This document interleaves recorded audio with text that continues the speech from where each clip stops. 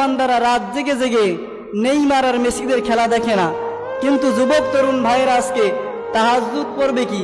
তারা তো রাত 4টা বাজে উঠে খেলা দেখার জন্য উঠতে পারে, কিন্তু তাহাজ্জুদ নামাজ পড়ার জন্য এই তরুণ প্রজন্ম তারা উঠে না।